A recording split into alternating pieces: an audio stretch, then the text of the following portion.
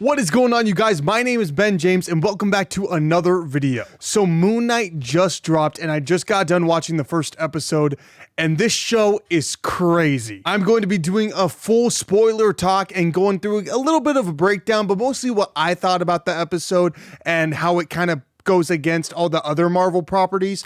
But without further ado, let's hop into this. To start off, the beginning shot of this show is pretty jarring. And Ethan Hawke's performance is insane. I don't think he's played a villain before or a villain like this before, and the man goes in on it. To go a little bit more into detail, Ethan Hawke's character Arthur is putting glass into his shoes and proceeding to walk in them, which, yeah, that's some weird stuff. Haven't seen that in the MCU yet. But then we cut to our main character played by Oscar Isaac.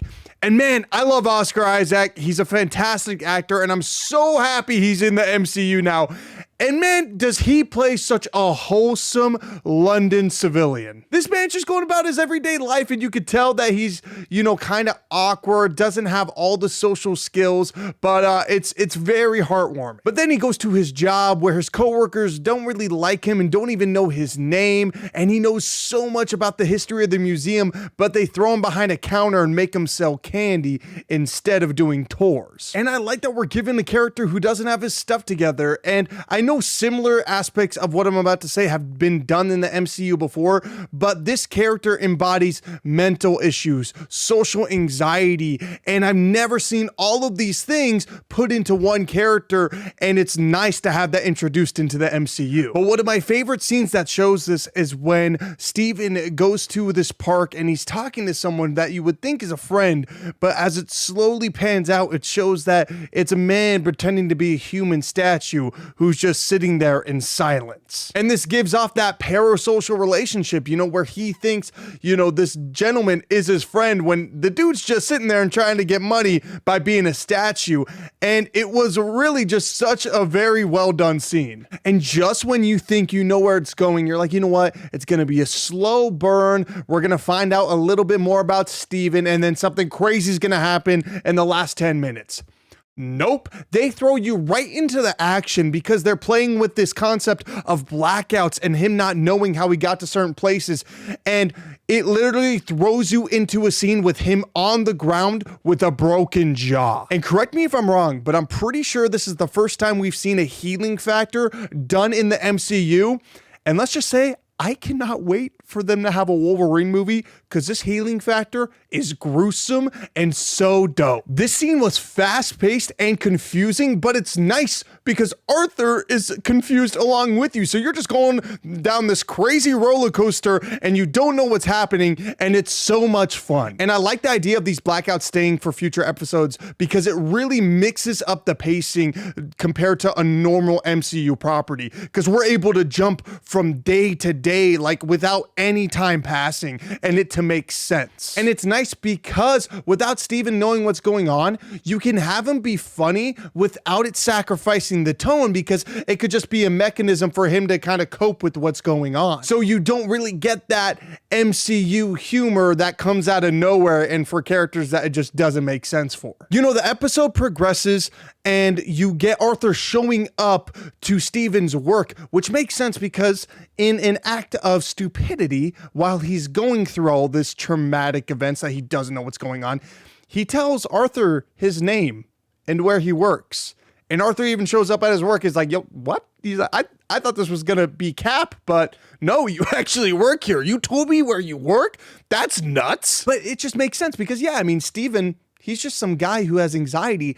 You know, obviously he's going to try to say whatever he can to get out of the situation he's in. So yeah, he's going to expose some vital information. And I just love that it makes sense why the villain's there and it progresses the plot naturally. And I haven't said anything yet, but the cinematography is just, oh my gosh, it's on point in this show. It is amazing. And in this scene in the museum when he's being hunted by, I think it's like a werewolf or like a mummy. I'm not sure. I didn't get a good look at it.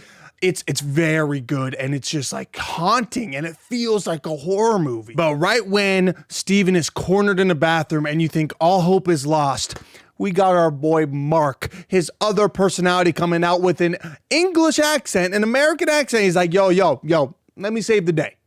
Steven, listen here, friend. Let me take over the body and save the day.